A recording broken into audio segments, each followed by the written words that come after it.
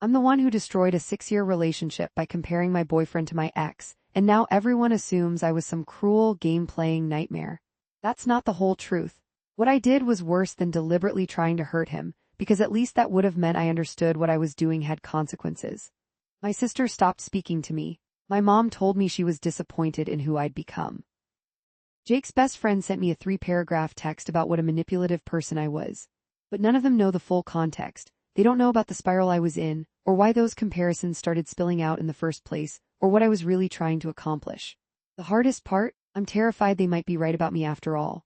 I'm going to walk you through everything that happened, including the specific moment I crossed a line I can't uncross.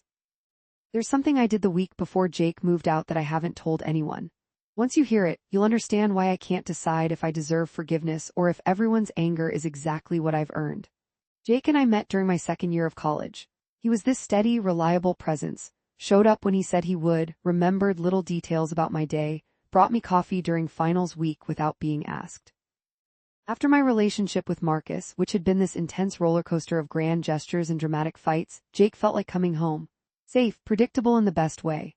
For the first 4 years, I didn't question what we had. We graduated, got an apartment together, adopted a cat named Pepper. Jake worked in IT support. I managed social media for a boutique marketing firm. Our lives fit together like puzzle pieces. My friends envied how stable we were. No screaming matches, no jealousy, no chaos, just us building something solid. The restlessness started so gradually I almost didn't notice it. Small things first. I'd catch myself zoning out during dinner while Jake talked about his day. I'd feel a twinge of something, boredom, disappointment.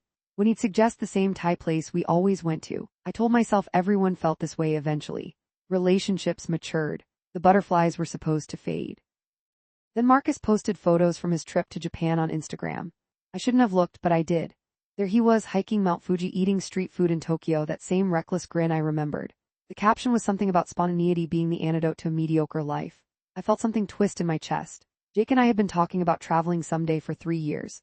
We had a savings account we never seemed to add enough to. I didn't say anything to Jake about seeing the photos. It felt insignificant, but I did start noticing things differently after that. The way Jake always ordered the same burger. How he'd been talking about switching jobs for 18 months but never actually applied anywhere.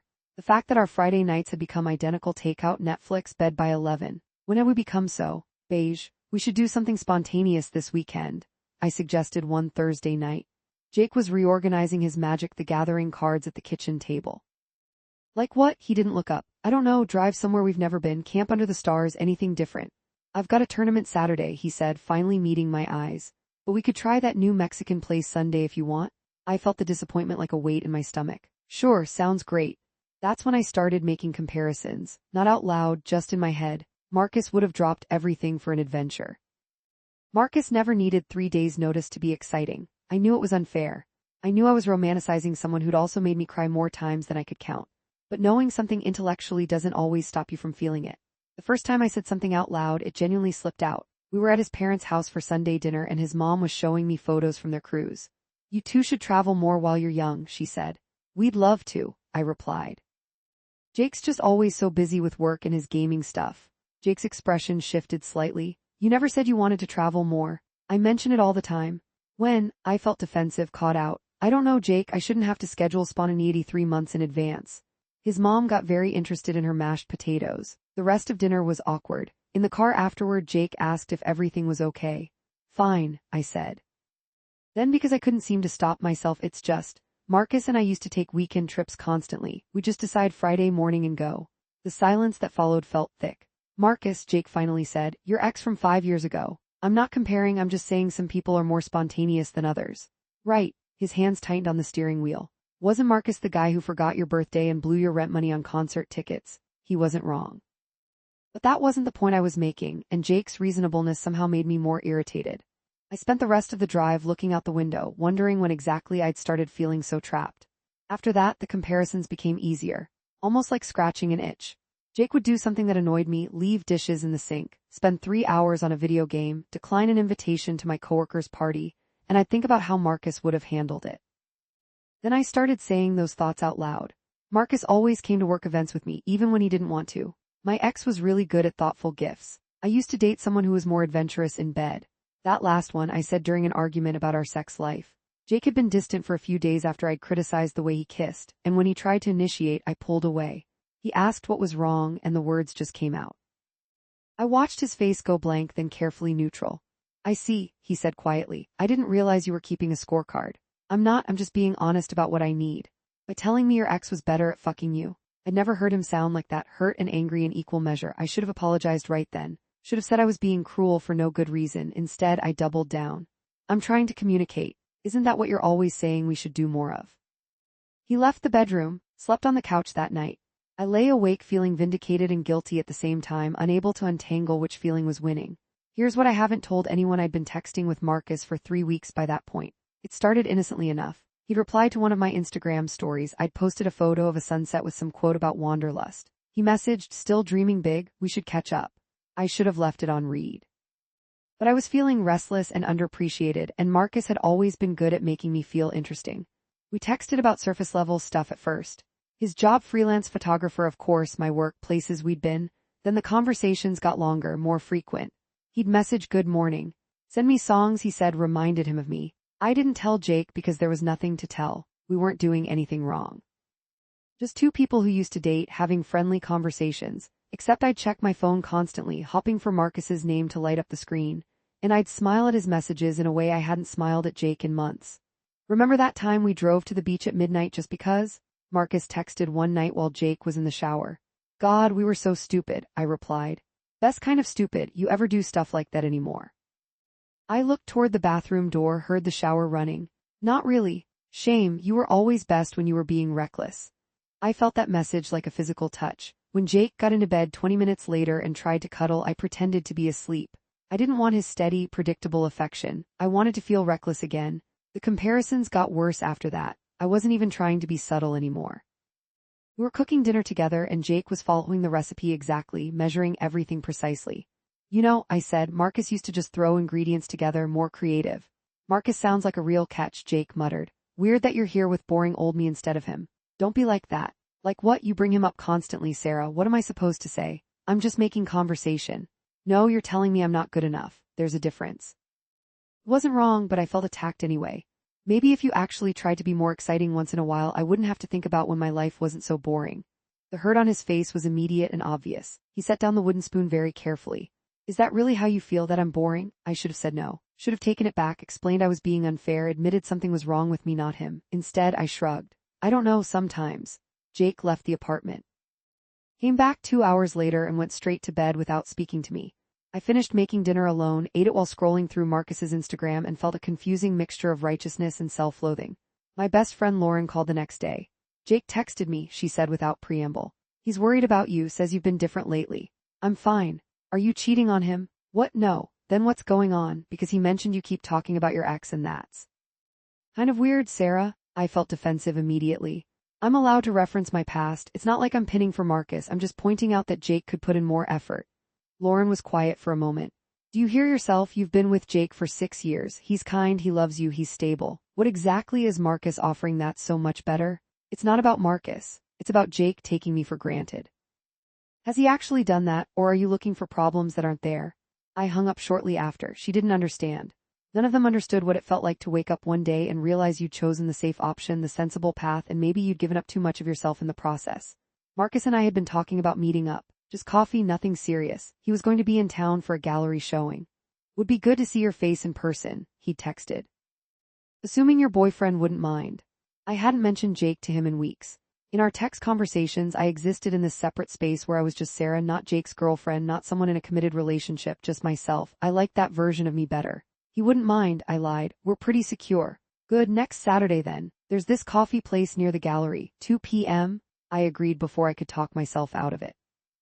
The day of the meetup, Jake asked if I wanted to do something together. We could hit that farmer's market you like, he offered. Maybe grab lunch after. Can't, I said, not meeting his eyes. Meeting some people from work. It was the first direct lie I'd told him. All the other deceptions had been lies of omission, things I simply hadn't mentioned. But this was active dishonesty, and it felt both terrible and thrilling. On a Saturday, he looked confused. It's a networking thing. Might lead to a promotion. Jake's face brightened. That's great, babe, you should definitely go. We can do the market next week. His genuine support made me feel sick, but not sick enough to tell the truth. Marcus looked good. Tan from constant travel, hair a bit longer, wearing clothes that looked artfully careless in that way that actually requires effort. He hugged me too long and I let him. Coffee turned into walking through the gallery. Walking turned into drinks at a wine bar. Drinks turned into 4 hours of conversation where he reminded me of every exciting thing I'd ever done, every brave choice I'd made before I settled into my comfortable life with Jake. You've always been more than this, Marcus said at one point, gesturing vaguely. Corporate social media, routine dinners, same conversations. You used to want to travel the world, write a novel, do something that mattered. People grow up, I said, but without conviction. Or they give up. Reached across the table, fingers brushing mine. You don't have to though, it's not too late to choose different. I pulled my hand back but slowly. I'm with Jake. Are you? Because you've mentioned him maybe twice in 4 hours. He wasn't wrong. When I was with Marcus, Jake felt like a distant concept, someone from a life that didn't quite fit anymore. I got home at 9 p.m. Jake was on the couch with Pepper watching some documentary. How was the networking thing? He asked. Fine, productive. The lies came easier than they should have. Good. He smiled, trusting and open. I picked up Thai food in case you were hungry. My favorite order, still warm. He timed it perfectly for when I usually got back from work events. I looked at this man who'd spent 6 years learning my patterns, anticipating my needs, building a life around our shared future, and I felt numb, not grateful, not loving, just numb. I already ate, I said. Something in his expression shifted. Sarah, are we okay? We're fine. Because you seem distant lately and angry with me, but I don't know what I did wrong. This was my chance. I could have told him everything right then, about the texts, about Marcus, about the fact that I'd been measuring him against a fantasy version of my past and finding him wanting. I could have said I was struggling with something inside me that had nothing to do with him and everything to do with my own fear of ordinariness. Instead, I said, you didn't do anything wrong. That's kind of the problem. You never do anything right or wrong. You just exist in this safe, boring middle ground and I'm suffocating. Jake physically recoiled. Where is this coming from? I don't know, maybe from the fact that we've had the same Friday night routine for 3 years, or that you've been at the same job you hate because it's secure, or that the most spontaneous thing you've done this year was try a new burger place. I asked you last month if you wanted to go to Portland for a weekend. You said you were too busy with work. Had he? I tried to remember, maybe. The details felt fuzzy. That's not the point, I said. Then what is the point, Sarah? Just tell me what you want. I want you to be more like, I stopped myself but not fast enough. More like Marcus? His voice went flat. Is that who you were really with today? My heart seized. What? I'm not an idiot. You've been on your phone constantly, smiling at messages you angle away from me. You bring him up all the time, and now you're lying about where you are. He stood up and I'd never seen him look at me with such disappointment. Did you sleep with him? No, God no, we just got coffee. Just coffee that you lied about. Because I knew you'd react like this. Like someone who doesn't want his girlfriend secretly meeting up with her ex. Yeah, crazy reaction. He ran his hands through his hair. How long have you been talking to him? I could have minimized it. Could have said it was recent, casual, meaningless. But I was so tired of measuring my words, and part of me wanted to hurt him the way I was hurting, this vague, directionless hurt that I couldn't name or fix. A few weeks, maybe a month. Jesus Christ. He sat back down, but on the chair, not the couch near me. A month? You've been talking to your ex for a month and didn't think to mention it. We're just friends. Then why lie? Friends don't require secret meetings and deleted messages. I haven't deleted any, but I had. Several actually, the more flirtatious ones. The ones where Marcus said he missed me or where I complained about Jake. I deleted them because seeing them in writing made them feel too real. Jake watched my face. You've deleted messages. The apartment felt too small suddenly. I couldn't breathe right. I need some air. No, his voice was firm in a way I'd rarely heard. You don't get to drop this bomb and walk away. We're talking about this. Now. So we talked, or rather Jake asked questions and I gave half answers that satisfied neither of us. Yes, I'd been texting Marcus. No, nothing physical happened. Yes, I'd lied about today. No, I didn't know what I wanted. Yes, I'd been comparing them. No, I didn't think Marcus was necessarily better, just different. Yes, I knew that was unfair. No, I wasn't sure I wanted to stop talking to him. That last answer hung in the air between us. You're not sure you want to stop talking to your ex, Jake repeated slowly. Even knowing it's hurting me, even knowing you've been lying to me, you're not sure. It's not that simple. It really is, Sarah. Either you want to be in this relationship or you don't. Either I'm enough for you or I'm not. Which is it? I should have said he was enough. Should have chosen the man who'd been faithful and present and patient for 6 years. But I felt trapped by the question, by the binary choice, by the weight of committing to ordinary when extraordinary felt so close I could taste it. I don't know, I whispered. Jake's face did something complicated, hurt and resignation and anger all mixed together. Okay, I think I need to stay at my brother's for a few days. Give us both some space to think. He packed a bag while I sat frozen on the couch. Pepper jumped into my lap, sensing the tension. When Jake was ready to leave, he stopped at the door. For what it's worth, he said, I'm sorry I'm so boring. I thought building a stable life together was romantic. Guess I was wrong about what you needed. Then he left and I was alone with my phone and my guilt and the constant buzz of messages from Marcus asking how I was doing. I spent that entire week spiraling. Called in sick to work twice. Let Pepper's litter box get disgusting. Survived on delivery food and wine. Marcus texted constantly, supportive messages about how I deserved someone who excited me, how life was too short for settling, how maybe this was the universe's way of correcting a mistake I'd made 6 years ago when I chose safety over passion. Lauren came over unannounced on Wednesday. She took one look at me, unwashed hair, same clothes as yesterday, empty wine bottles, and her expression hardened. What the hell are you doing? Jake told you. He told me you've been emotionally cheating with Marcus and that you told him you weren't sure you wanted to stop. Sarah, what the actual fuck? I started crying, which felt both genuine and performative. I don't know what's wrong with me. I love Jake, but I feel like I'm dying of boredom. Is that terrible? Does that make me a terrible person? Feeling bored doesn't make you terrible. But instead of talking to Jake about it, you started an emotional affair and began systematically destroying his self-esteem by comparing him to your ex. That part's pretty terrible. I didn't mean. What did you think would happen, Sarah? Did you think telling him Marcus was better at sex would somehow improve your relationship? That making him feel inadequate would inspire him to change? But like that, it sounded sociopathic. I was just being honest. No, you were being cruel. Honesty would be saying you're struggling with restlessness and asking to go to couples therapy. What you did was use honesty as a weapon. I wanted to argue, but her words landed with the weight of truth. I think I might have feelings for Marcus again. Lauren's expression shifted from angry to sad. Babe, Marcus is a fantasy. You remember the good parts and ignore the fact that he was unreliable, selfish, and made you cry constantly. Your brain is playing tricks on you because Jake is safe and available, and our stupid brains interpret that as boring. But what if Marcus is your soulmate and you're missing your chance? She sat next to me. Then you break up with Jake cleanly, respectfully, without destroying him first. You don't string him along while you test drive the alternative. She was right. I knew she was right, but knowing something and acting on it are different things. Jake came back Saturday morning. I'd showered and cleaned the apartment and rehearsed what I'd say. I'm sorry, I'll cut off Marcus, I want to work on us, please forgive me. But he looked different, tired but resolved. He'd brought more boxes than I expected. I've been doing a lot of thinking, he started before I could launch into my speech. And I don't think we should be together anymore. The bottom dropped out of my stomach. What? No, Jake, I want to fix this. Sarah, you told me I was boring. That your ex was better in bed. That you've been unhappy for months, but instead of talking to me, you talked to him. You lied about seeing him. And when I asked if you wanted to stop talking to him, you said you weren't sure. He wasn't angry anymore, just sad. I can't compete with a fantasy, and I shouldn't have to. You don't have to compete. I choose you. I'm choosing you right now. Are you choosing me because Marcus hasn't actually offered you anything real yet? The accuracy of that hit like a slap. Had Marcus offered to be with me? No, he'd offered philosophy and validation and the idea of excitement, but nothing concrete. Was I only choosing Jake because my backup plan hadn't materialized? My silence was answer enough. I've spent this week thinking about all the times you compared me to him, Jake continued. About how I felt smaller every time. How I started second-guessing everything I did, wondering if Marcus would have done it better. That's not love, Sarah, that's cruelty. I didn't mean to, you did though, maybe not consciously, but you chose those words. You chose to hurt me repeatedly, and when I told you it hurt, you kept doing it. That's intentional, even if you didn't plan it. I had no defense because he was absolutely right. I'd known each comparison landed like a punch and I'd kept throwing them. I'm moving in with Dave for a while, we can figure out the lease later. I'll come by this week for the rest of my stuff when you're at work, I think that'll be easier for both of us. He moved toward the bedroom, then stopped. I really did love you, I wish that had been enough. Jake, please, I hope you figure out what you're looking for, Sarah, I really do, but I can't be the person you settle for while wishing I was someone else. I followed him around the apartment as he packed, crying and apologizing and promising to change, but it felt hollow even to my ears. How could I promise to stop wanting excitement when I didn't know how? How could I swear I wouldn't think about Marcus when he was texting me right then, asking if I was okay? When Jake's car was loaded, he paused at the door. Can I ask you something? Did any part of you want me to be better, or did you want me to fail so you'd have permission to leave?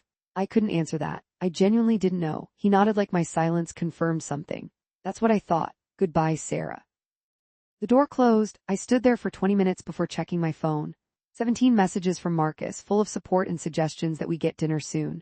An Instagram notification showing he'd posted a photo from the gallery, the one we'd been at together, though I was carefully cropped out. I felt something crystallize in that moment. Marcus wasn't offering me a relationship. He was offering me the idea of one, the fantasy of excitement without the reality of commitment. And I destroyed something real and good chasing smoke. I called him. I can't talk to you anymore. Why is this about Jake? Yes and no, it's about the fact that you're not available, you're just available enough to make me feel like I'm missing out, and I blew up my relationship for that feeling. Sarah, come on, did you ever actually want to be with me again, like in a real relationship, or did you just like the validation of still having access to me? His pause told me everything. I mean, I care about you, but I'm not really in a place for something serious right now, you know that. Right. I felt stupid and used and entirely responsible for my own pain. Don't contact me again. I blocked his number before he could respond, blocked him on Instagram, Twitter, everywhere. Then I sat on my couch with Pepper and cried until I couldn't breathe right. The next few weeks were a special kind of hell. Jake wouldn't respond to my messages except for logistics about the apartment. His friends blocked me on social media. His brother Dave, who I'd always gone along with, left me on read when I tried to apologize to him. Lauren was still speaking to me but barely. I love you, she said when I met her for coffee. But what you did was genuinely awful. Jake's a mess. You systematically tore him down and then acted surprised when he left. I know I'm a terrible person. Stop it. Stop making this about you being terrible so people will comfort you. What you did was terrible. That's different than being a terrible person, but only if you actually learn from it. My mom was disappointed in a quiet way that hurt worse than yelling. I taught you better than this, was all she said. My sister was more direct. You fucked up a good thing because you got bored, and instead of dealing with your shit, you made it Jake's problem. Grow up. Work became awkward because half the office had met Jake at company events. I heard the whispers, saw the judgy looks. People stopped inviting me to happy hour. My boss, who'd loved Jake, became noticeably cooler in our interactions. I found Jake's sweater in my closet 3 weeks after he moved out. It still smelled like him, that combination of his deodorant and the lavender detergent he liked. I put it on and cried on the bathroom floor for an hour. The worst part was catching myself wanting to text him about small things.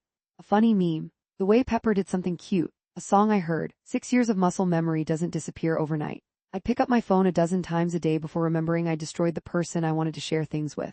I tried to date, downloaded apps, went on a few forgettable coffee dates. But I'd catch myself comparing them to Jake, the way I'd compared Jake to Marcus, and the irony made me sick. One guy was too eager. Another too distant. A third ordered for me at dinner, which Jake never would have done because he knew I hated that. Turned out nobody measured up to the man I'd spent months telling wasn't enough. Lauren forced me into therapy after I showed up at her place at 2 a.m. crying for the third time. You need professional help processing this, and I need sleep, she said, not unkindly. My therapist, Dr. Chen, was annoyingly good at asking questions I didn't want to answer. What were you actually unhappy about in your relationship? She asked during our 4th session. I don't know, the routine, the predictability. But you chose that routine together. You could have suggested changes any time. I did suggest things. Jake always had an excuse. Can you give me a specific example? I thought hard. I wanted to travel more. Did you research trips, propose specific destinations, put aside money for it? I hadn't. I'd mentioned it vaguely and felt resentful when Jake didn't read my mind and plan everything. Not really. What about the bedroom issues you mentioned? Did you communicate what you wanted specifically, or did you just tell him what he was doing wrong? My silence answered that too. Sarah, I'm wondering if what you were actually unhappy about was yourself. Your own lack of initiative, your passive role in your own life. And it was easier to blame Jake for being boring than to examine why you weren't taking action to create the excitement you wanted. That hit like a freight train. She was right. I wanted Jake to make me feel alive, to rescue me from my own stagnation. And when he didn't, when he was just a regular person with a regular job living a regular life, I'd punished him for my disappointment in myself. I think I really fucked up, I whispered. That's a start, Dr. Chen said. Now we figure out why so you don't do it again. 4 months after the breakup, I saw Jake at a mutual friend's birthday party. I almost didn't go, but Lauren insisted I couldn't hide forever. He looked good, healthy. He'd grown a beard, was laughing at something his brother said, and the sound of it made my chest physically hurt. Our eyes met across the room. He gave me a small nod, acknowledgement but not invitation. I nodded back and stayed on my side of the party. Later I ran into him in the kitchen while grabbing a drink. The silence stretched awkwardly. How are you? I finally asked. Good, better. He grabbed a beer from the cooler. You? I'm okay, therapy's helping. Good, that's good. He turned to leave, then stopped. Sarah, I don't hate you, I want you to know that. I'm not angry anymore. I hate me enough for both of us. Don't do that, just be better for the next person. There won't be a next person for a while. I have a lot of work to do first. I meant it. Jake, I'm so sorry for all of it. You deserved so much better than how I treated you. He studied my face for a long moment. Yeah, I did, but thank you for saying it. He paused. I hope you find whatever you're looking for. I really do. Then he left, and I realized that was probably the last real conversation we'd ever have. 6 years distilled into 30 seconds of polite distance. I left the party early and cried the whole drive home. I ran into Jake's mom at the grocery store 6 months after the breakup. I tried to duck into another aisle, but she caught me. Sarah, her voice was neutral. Hi, Mrs. Patterson, how are you? I'm well, Jake's doing well too, in case you wondered. He's seeing someone, she seems nice. That news hit harder than expected. Of course he was seeing someone. He was kind, stable, loyal, all the things I decided weren't enough. That's great, he deserves to be happy. He does. She gave me a long look. You know, I always liked you, thought you two would make it, but Jake said something that stuck with me. He said you loved the idea of him but not the reality. That's a hard thing to recover from. She wasn't being cruel, just honest. But it landed like an indictment because it was completely accurate. I'd loved boyfriend Jake, the concept. The stability he represented, the future we planned. But had I loved Jake himself, his careful nature, his simple pleasures, his quiet contentedness? Or had I just tolerated those things until something shinier came along? I'm working on being a better person, I said quietly. I know that doesn't fix anything, but I'm trying. Mrs. Patterson's expression softened slightly. I hope you are, sweetheart. We all deserve to grow from our mistakes. She squeezed my arm briefly and walked away.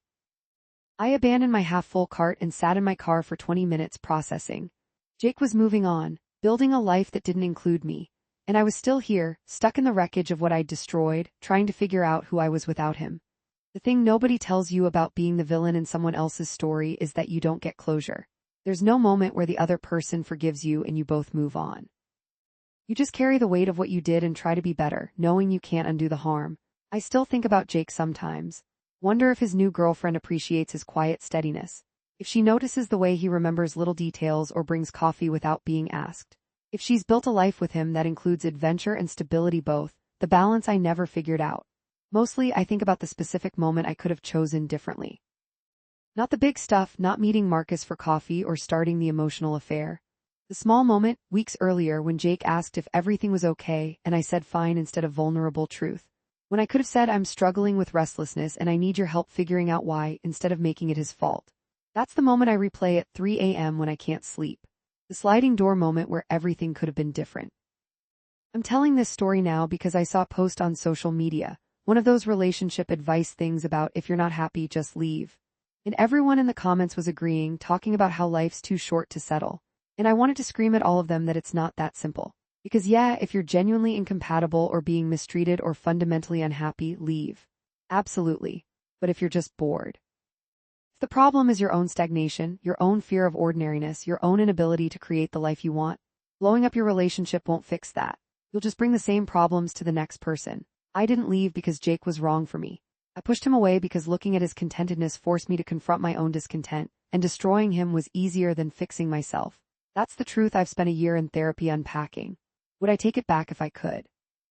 Every single comparison, every lie, every moment I chose cruelty over communication.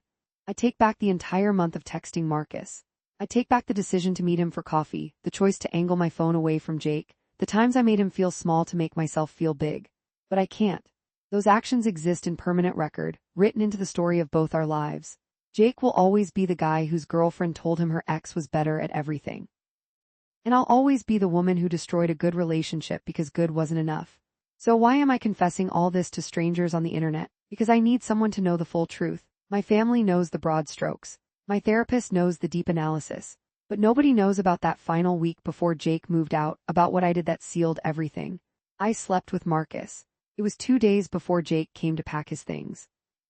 Marcus had been texting about getting together again and I was spiraling hard, and some self-destructive part of me wanted to prove I'd been right to blow everything up. That Marcus was worth it. We hooked up in his hotel room. It was, fine, good even but not transcendent, not worth what I'd given up. And afterward when he made it clear this was a one-time thing because he wasn't ready for commitment, I felt so stupid I wanted to disappear. I never told Jake. Let him think it was just emotional cheating, just the texting and the coffee date.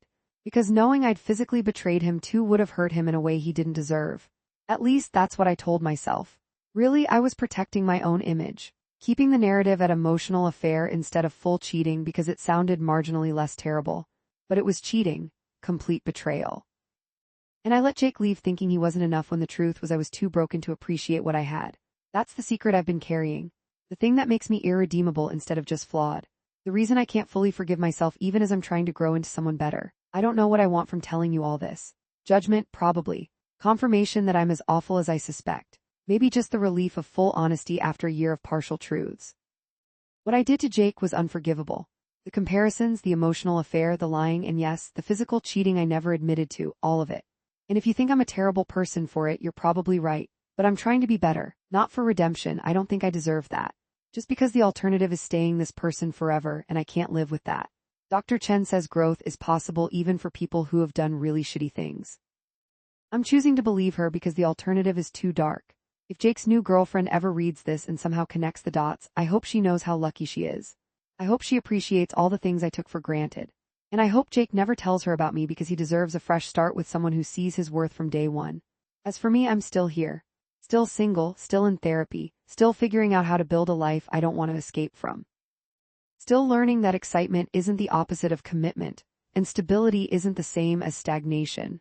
Still living with the consequences of every cruel comparison, every lie, every moment I chose fantasy over reality. And still wondering, in my weakest moments, if I'll ever stop being the person who told the man who loved her that her ex was better at everything.